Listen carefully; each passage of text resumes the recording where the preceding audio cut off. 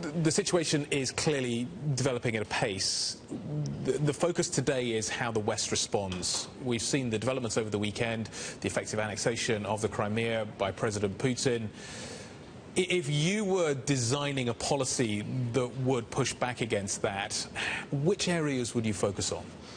I think Secretary of State Kerry has already identified some areas, and I would look very hard at the Russian economy and the impact of a strong Western response to what Russia is doing. So this could be anything from targeted asset freezes through to making it difficult for Russian companies, Russian state companies to invest abroad, targeting specific individuals, these visa bans, some of the things we've seen in the past related to the Magnitsky case. Yep. So there is a menu there. I think the Russian economy is not in a great state at the moment, as we know. And the investment climate is not in the best shape.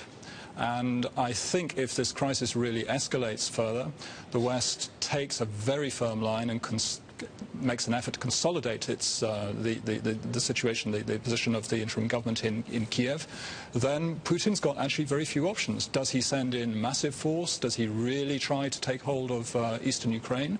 Or does he have to step back? And at that point, you may see some possible split in the elite in Moscow, and I think that's a very interesting potential outcome. Putin has always viewed the West's response as being very transitory. You get a response, but he thinks slightly more long-term, and as a result of which any response to the West is going to be short-term. We'll live with it for a short period of time and we'll get through it. How do you change that mindset? Well, first of all, I doubt whether he's thinking long-term here.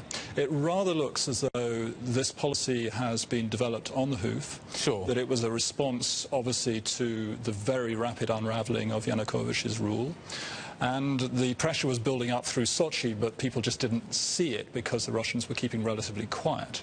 So how long-term is he thinking? Has he reckoned with these consequences? A lot of, I would say, seasoned Russian observers think this hasn't been thought through at all. And the way Turkey's responding, the way parts of the Ukrainian elite are going to read this, means this is going to lead to a very strong consolidation of Ukrainian statehood. And Russia is going to be viewed in a very different way. So Russia's hardly winning any friends across the border in Ukraine. So I think the longer-term view the West has to take is, what is this actually going to do to Russia? If we see Ukraine develop more successfully with higher standards of democratic governance, able to capitalize on some of its strengths as a country, tied closer to the West, this is also going to rebound on Russia, particularly if Russia is isolated at the same time. I guess I made the point because it's things like the G8. They're talking about a suspension, not on a sort of, that wouldn't be a sort of, you're kicked out of the G8. It would be, you're suspended from the G8. They could be kicked out of the G8. And, right. How painful would that be? I think it would be a humiliation. And, you know, when people don't turn up to a meeting because, you know, they said we just don't tolerate your behaviour. But it wouldn't stop there. There'll be other areas in which they feel isolation, and it will hurt. How nervous do you think you and I should be, Western consumers? Europe gets a third of its gas from Russia.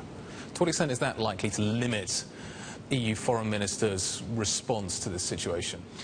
I think some countries, notably Germany, see the whole Russia problem through a different prism because of the deep level of economic cooperation they have, and of course they're a very major importer of Russian gas. But at the end of the day, as we know, this is a story that if the Russians wish to limit gas supplies to the European market, then they're going to suffer in the process, and I think you've heard that on the programme today already. Yeah. So the fact is, if they want to expand, they have a strong interest in expanding the reach of their energy companies abroad. I think that's going to be extremely problematic in these circumstances. They're going to find it much harder to attract the type of investment they need into developing those greenfield or bluefield projects in Russia.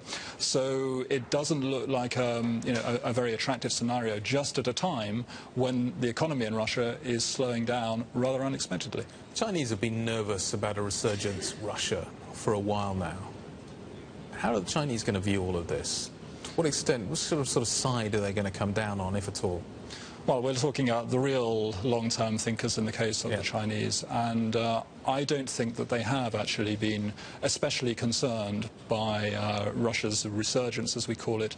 They've been able to drive a coach and horses through Russia's influence in Central Asia, for example. Yep. I think they're very surprised at a number of the things the Russians have done over the last 2 decades, and in fact failure so far to capitalise on the boom years in the commodity markets. You know, it rather looks as though Russia has a model that's simply of economic and political development that cannot be reformed. So more of the same from the Chinese? I would have thought so, but of course they're not going to support the Russians on this because right. Secession is not something that Bit they of an approve issue of. for them. Indeed. Just finally, when you look at the response that the West has to all of this, as you say, policy is being made very quickly and on the hoof. If you look at past history, are there lessons? Is Putin such an individual case that you can't form lessons from the past? And if there are lessons from the past, what sort of situations would you look at? Georgia's the most obvious example recently, but what else can we pull from history to understand the situation we find ourselves with? Well, I think we can look at the period immediately after the collapse of the Soviet Union. And Russia played this card with the Russian-speaking populations, the need to protect the rights of Russians abroad.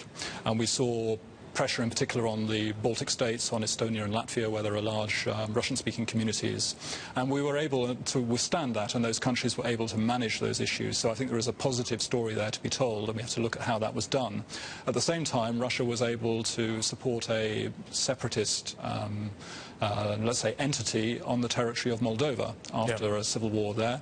That was in sort of 1992. And then we saw in 2008, of course, the Georgia crisis, where Russia succeeded, I believe, in provoking President Saakashvili to use force against South Ossetia. Now, in this case with Crimea, it doesn't seem to me that the Russians have even a fig leaf of legitimacy for their actions, because there's no evidence that Russian speakers have been oppressed or indeed in any way threatened by the new authorities in Kiev. So I think we need to look at the lessons of history, see how we handled that period immediately after the end of the Cold War. Yep. But at that time, of course, we had a Russian leadership that was broadly, in broad terms, sympathetic to the West.